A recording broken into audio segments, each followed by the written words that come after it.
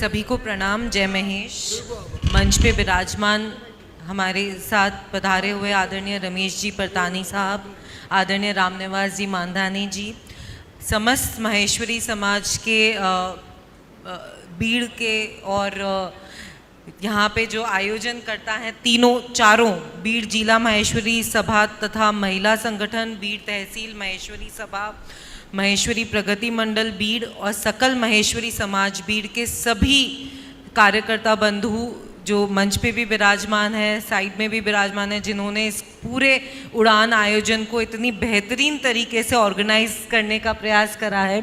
आप सबको बहुत बहुत बधाई, शुभकामनाएं हमारी तरफ से कि आपने 2 साल में ये चौथा आयोजन रखा गया है यहाँ पर, और जिस तरीके से बहनों को, बच्चियों को, बेटियों को संस्कार देने का एक नया माध्यम आपने चुना है, उसके लिए भी मैं आपको बहुत बहुत बधाई और शुभकामनाएं देना चाहूँगी।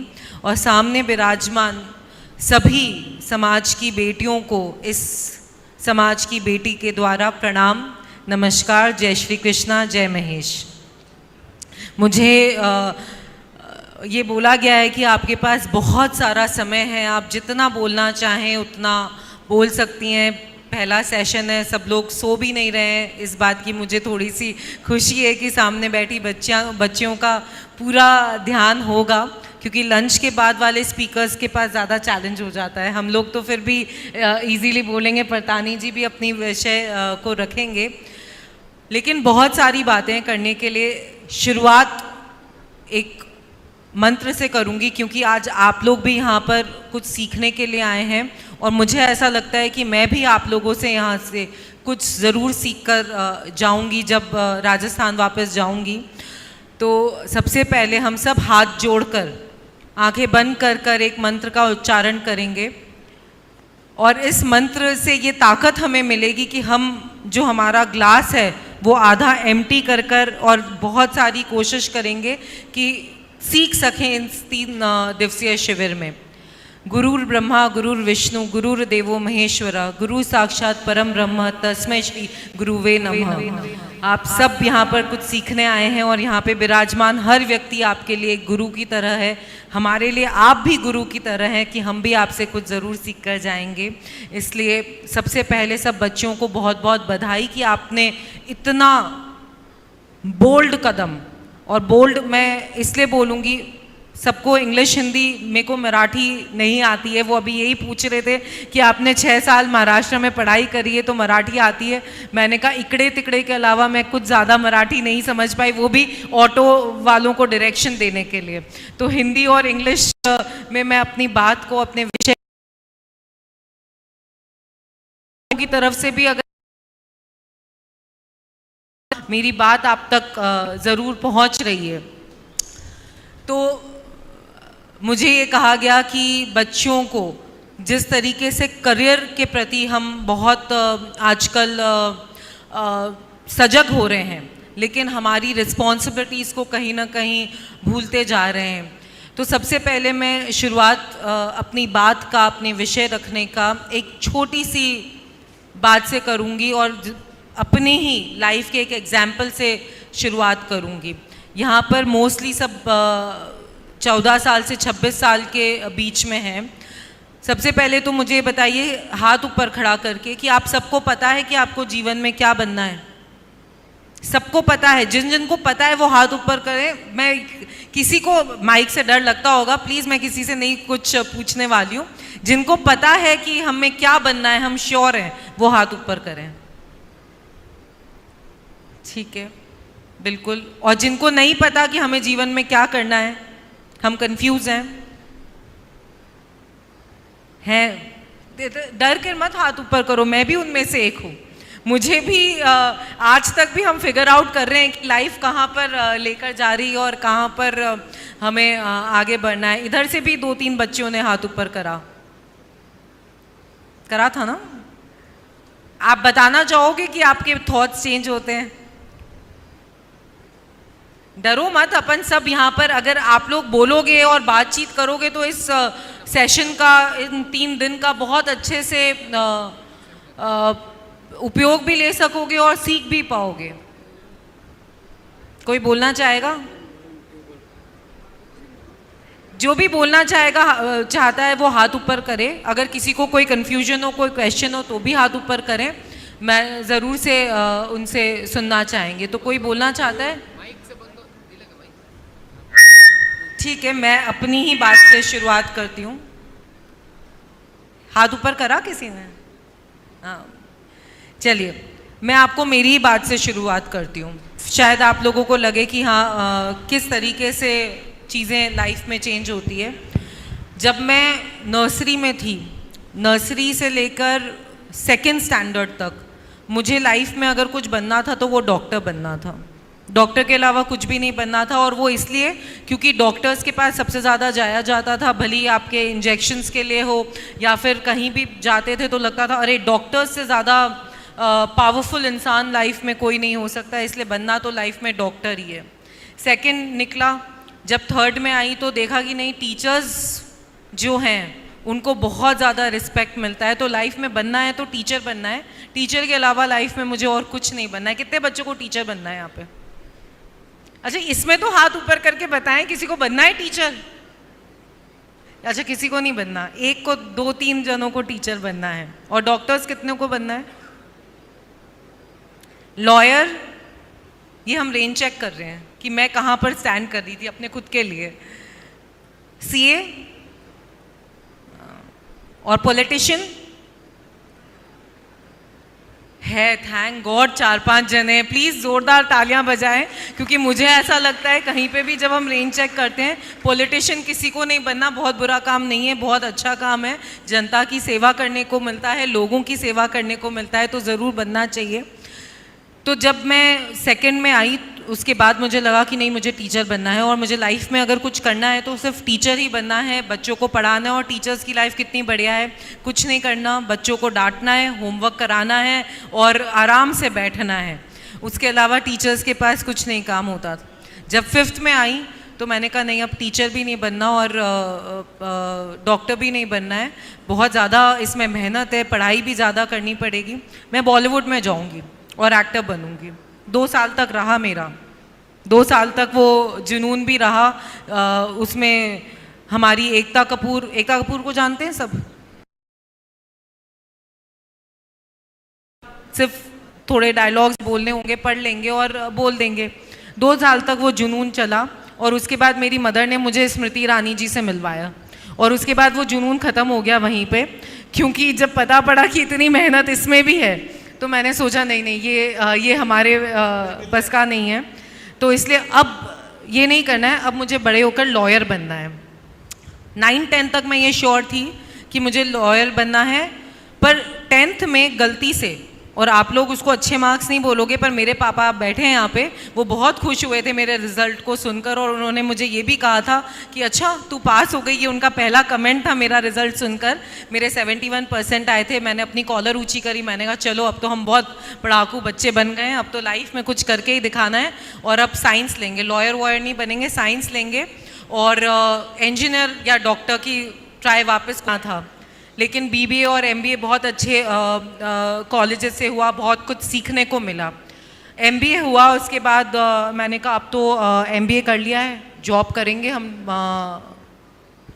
आराम से।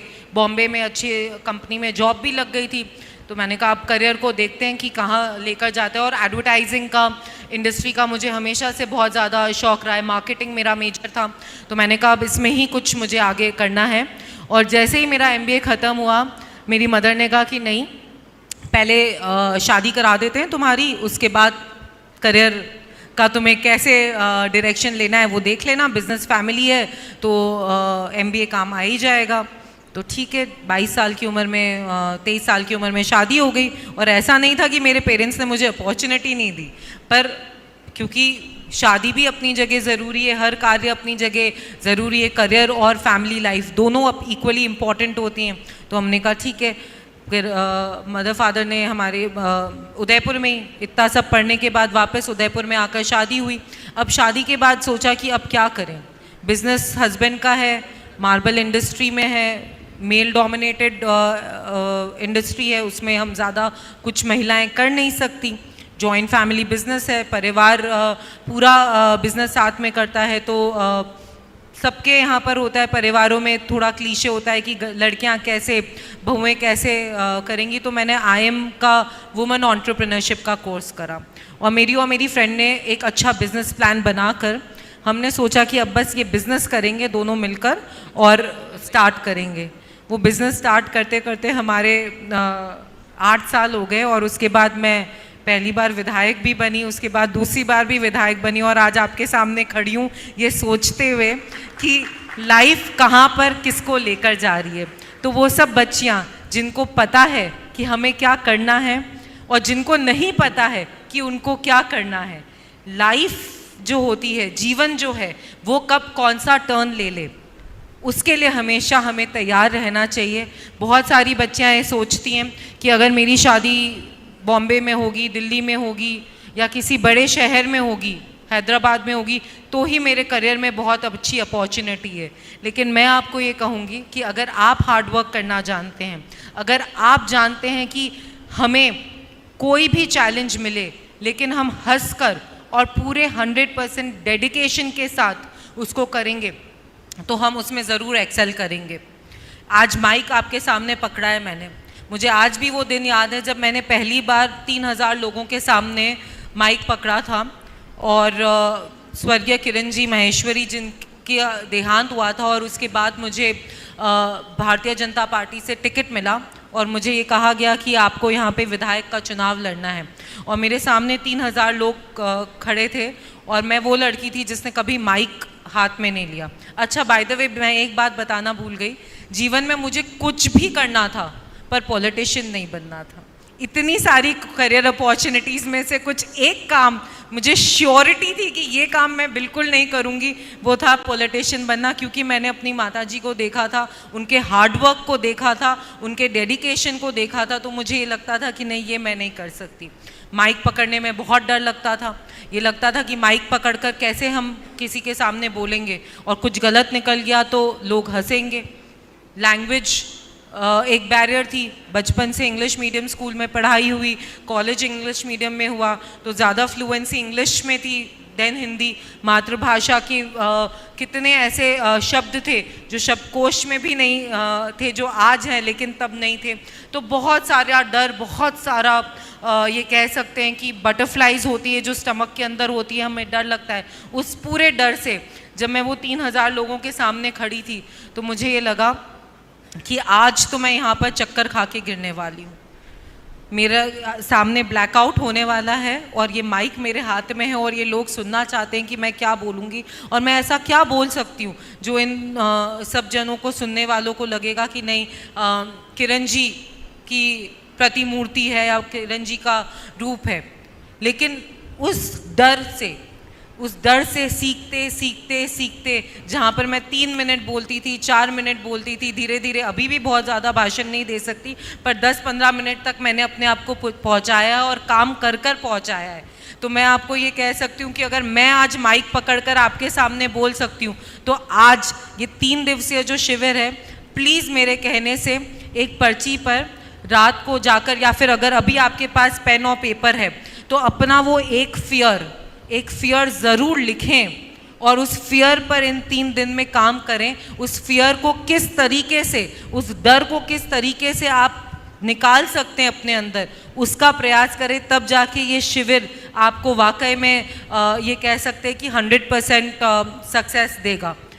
एक बात और, जो हम करियर की बात कर रहे थे कि बच्चे जहाँ जहाँ पे भी शिफ्ट होते हैं, कहाँ जाते हैं, कंडीशन हमें किस तरीके से किया जाता है। एक छोटी सी कहानी मैं आपके सामने सुनाऊंगी और बचपन से मेरी नानी सुनाया करती थी और मेरी एक बहुत फेवरेट कहानियों में से एक कहानी है ये। सर्कस हम सब गए हैं बचपन में, कौन सर्कस नहीं गया है वो हाथ ऊपर करें। आपने सर्कस कभी भी नहीं गए हैं? 4-5 बच्चे हैं जिन्होंने सर्कस नहीं देखा है, कोई बात नहीं। सर्कस में बहुत सारे जानवर होते हैं जिनको ट्रेन करा जाता है ताकि वो अपने सामने एंटरटेन करें, प्रदर्शन करें। एक बच्चा अपने फादर के साथ सर्कस देखने जाता है और वो देखता है कि सर्कस में पीछे जहाँ पर सब एनिमल्स रखे हुए हैं, वहाँ पर एक बड़ा सा विशाल हाथी एक छोटे से रस्सी से बंधा हुआ है।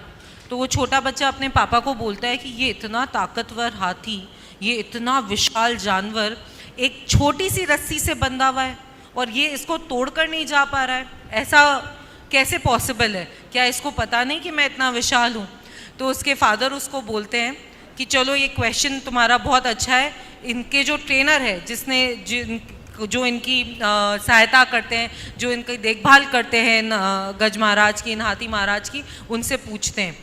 तो वो उनके पास जाते हैं कि भाई इतना विशाल हाथी और आपने इतनी पुरानी सी ऐसी टूटी फूटी सी रस्सी, जो थोड़ा सा हम भी जोर लगाएं तो टूट जाए, ऐसी रस्सी से आपने इनको बांध रखा है। तो वो बताते हैं उनको कि ये हाथी मेरे पास बचपन से है और जब ये छोटा बच्चा था और ये हमारे पास आया था तब हम इस रस्सी से इसको बांधते थे और तब ये रस्सी बड़ी मजबूत सी रस्सी हुआ करती थी और उस मजबूत रस्सी को ये जितना भी कोशिश करते थे ये नहीं तोड़ पाते थे। ओवर द टाइम वो तो बड़े होते गए, रस्सी भी वो ही रही, लेकिन उनके दिमाग में ये कंडीशन हो गई कि ये रस्सी को मैं नहीं तोड़ पाऊंगा, मैं नहीं तोड़ सकता हूँ।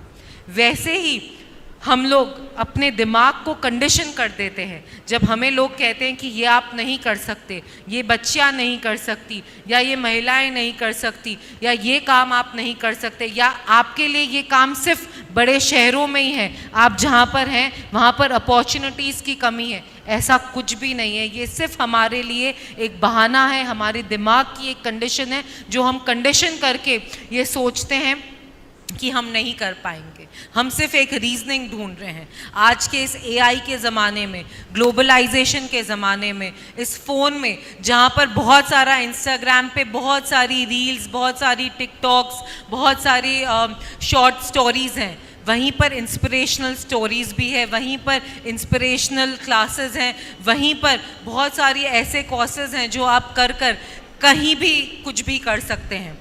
बहुत सारे एग्जाम्पल्स इस कोविड में हमने देखे हैं। आप लोगों ने अवीमी का सुना है? कोई जानता है? अवीमी नेचुरल तेल का है। देखो, मैं मार्केटिंग स्टूडेंट रही हूँ तो मेरे लिए ना ये प्रोडक्ट्स मार्केटिंग मुझे हमेशा से बड़ा एक्साइट करता है। कोई जानता है तेल के बारे में? किसी ने नहीं सुना, मैं आपको सुनाती हूँ। आप जानती हैं क्या है अवीमी? बताएंगी, बोलना चाहेंगी?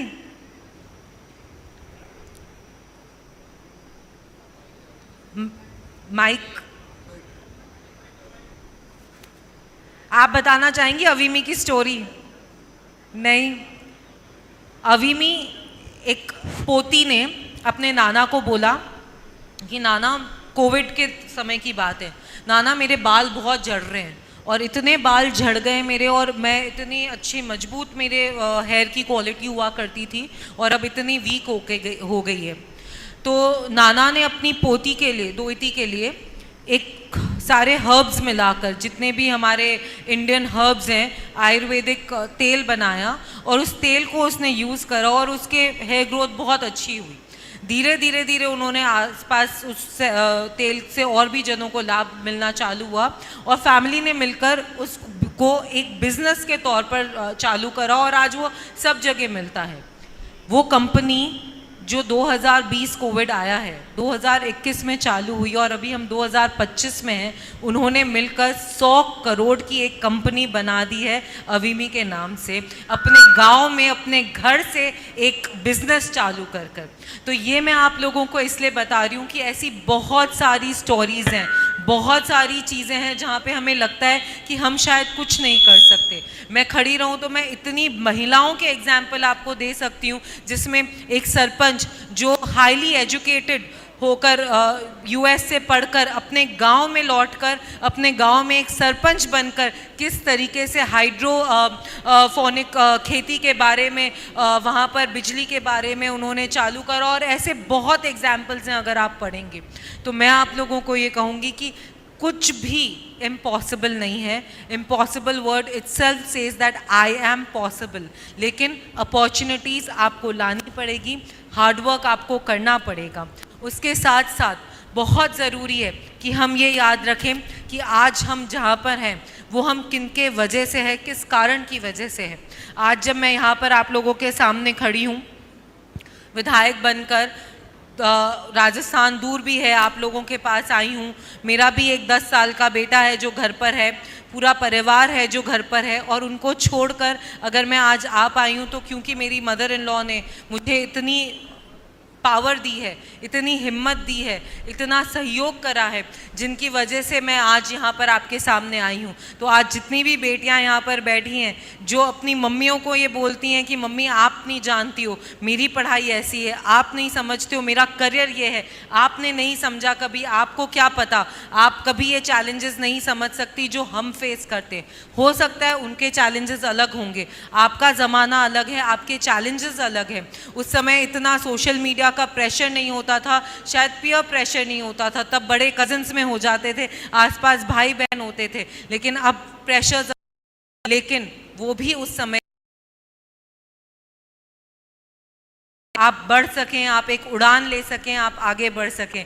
तो कभी भी प्लीज़, क्योंकि आजकल हम मंच पर भी बैठकर ये बात कर रहे थे कि बहुत आसान है अपने माता पिता को बेइज्जत करना, या फिर अपने माता पिता को लुक डाउन अपॉन करना, या उनको ये बोलना कि नहीं तुम नहीं समझ सकते, तुम ये नहीं जानते, तुम्हें नहीं पता कि हम किस चीज़ से गुज़र रहे हैं। उनको पता है, वे समझ रहे हैं, वे जानते हैं, और जितना अच्छा और जितना भला वो आपके लिए इस जीवन में सोच सकते हैं उतना कोई भी नहीं सोच सकता। आपको अगर कभी ये लगे कि नहीं मेरा ये फ्रेंड या मेरी ये फ्रेंड मेरे लिए बहुत ज़्यादा अच्छा सोचेंगी, मेरे माँ बाप से भी ज़्यादा अच्छा सोचेंगी, ऐसा कभी कुछ नहीं होता।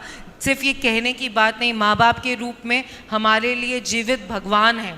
और जब स्वर्गीय किरण जी यहाँ से जब उनका देहांत हुआ था मेरी माता जी का, तो मैंने अपने मन को यही संभाला कि पहले मेरे पास मेरे 4 माता पिता के रूप में 4 भगवान सामने थे, आज 3 हैं, और एक ऊपर से मुझे ब्लेस कर रहे हैं और वो ताकत और हिम्मत दे रहे हैं ताकि मैं जीवन में आगे बढ़ सकूँ, मैं कुछ अच्छा कर सकूँ, मैं आप सबकी मदद कर सकूँ। इसलिए हमेशा याद रखें कि सुबह उठकर, और क्योंकि आप इस संस्कार शिविर के अंदर भी हैं, मैं आपको एक बात और छोटी सी कहकर, क्योंकि हम सब और मैं भी आपको भी सुनना चाहती हूँ और ज़्यादा समय नहीं लूँगी, तो मैं आप लोगों को ये कहूँगी कि बहुत छोटे से हमारे घर पर कोई भी आता था, मेरे माता पिता ने हमेशा मुझे ये संस्कार दिया है कि पैर छुएं। हम जब किसी के पैर छूते हैं तो उनके मुंह से हमारे लिए आशीर्वाद ही निकलता है, और जब वो आशीर्वाद हमारे लिए निकलता है तो वो हमें जो ताकत देता है आगे बढ़ने के लिए, कोई भी चैलेंजेस फेस करने के लिए, उसकी आप सिर्फ एक महसूस कर सकते हैं। हम जब मंदिर जाते हैं तो एक पॉजिटिव वाइब्रेशन लेकर आते हैं, वैसे ही हमारे माता पिता जो जीते जागते भगवान हमारे सामने, उनका आशीर्वाद हर दिन ज़रूर लें। और यहाँ पे 3 दिन आप लोग हैं, अपने से कोई भी बड़ा हो उसको झुककर अगर आप प्रणाम करेंगे तो उनका जो हाथ है वो आशीर्वाद देने के लिए ही आपके ऊपर आएगा, वो ब्लेसिंग्स आपके ऊपर रहेंगी, वो ताकत आपको ज़रूर मिलेगी। आप सब ने मेरे को बोलने का मौका दिया, बोलने की तो बहुत बातें हैं, शेयर करने की भी बहुत बातें, लेकिन मंच से सिर्फ एक तरफा भाषण देने में नहीं अच्छा लगता। जब आपसे भी कुछ सुनेंगे, कोई इंटरैक्टिव सेशन कभी किसी और उसमें आपके साथ जुड़ेंगे तो बहुत अच्छा लगेगा। मैं तो सभी बेटियों को, मेरी बहनों को यही कह सकती हूँ कि प्लीज़ एक्सेल करें अपनी लाइफ में।